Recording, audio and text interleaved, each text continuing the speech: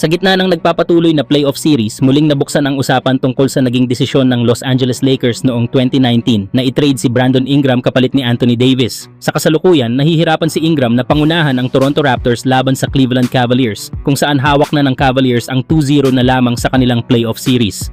Sa Game 1, nagtala lamang si Ingram ng 17 points, isang performance na hindi sapat upang dalhin ang Raptors sa panalo. Mas lalo pang bumaba ang kanyang produksyon sa Game 2, kung saan 7 points lang ang kanyang naitala. Dahil dito, siya ngayon ay itinuturong isa sa mga pangunahing dahilan kung bakit nahihirapan ang Toronto sa serye. Dahil sa mga ganitong performance, muling nabibigyang linaw ang naging hakbang ng Lakers noon. Matatandaan na isinama si Ingram sa malaking trade package para makuha si Anthony Davis.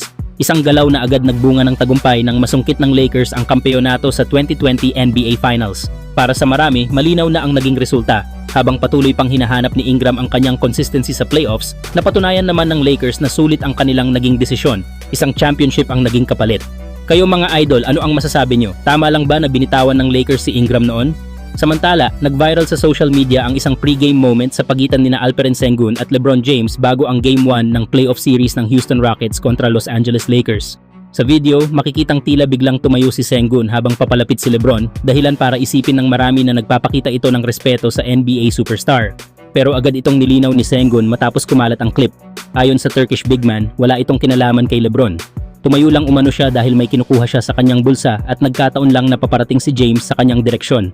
Dagdag pa niya, wala siyang intensyon na magbigay ng espesyal na reaksyon at no disrespect daw kay LeBron. Sa kabila ng issue, mas kailangan pagtuunan ng pansin ni Sengun ang kanyang performance matapos ang Game 1, kung saan hindi naging sapat ang kanyang ipinakitang laro para pigilan ng Lakers. Kayo mga idol, ano sa tingin nyo? Na-misinterpret lang ba ang kilos ni Sengun o talagang may halong respeto ito kay LeBron?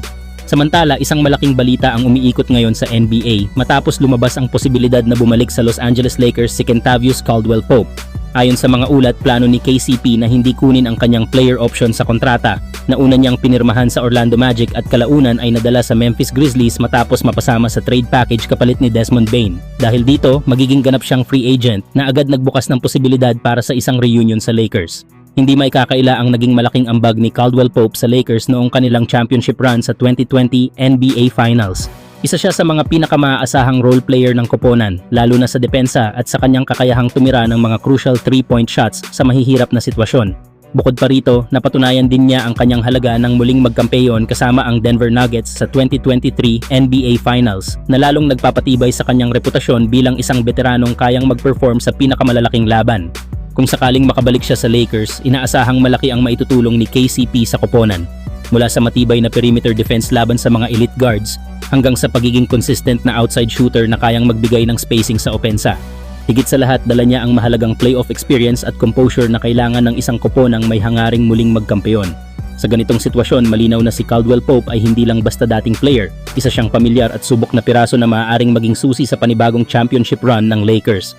Kayo mga idol, ano sa tingin nyo? Dapat bang ibalik ng Lakers si Kentavious Caldwell-Pope? Makakatulong ba siya para makabalik sila sa tuktok ng NBA? Well, they've been coming back all season long.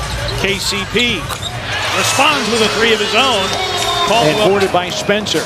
Midway point of the second quarter. Caldwell-Pope.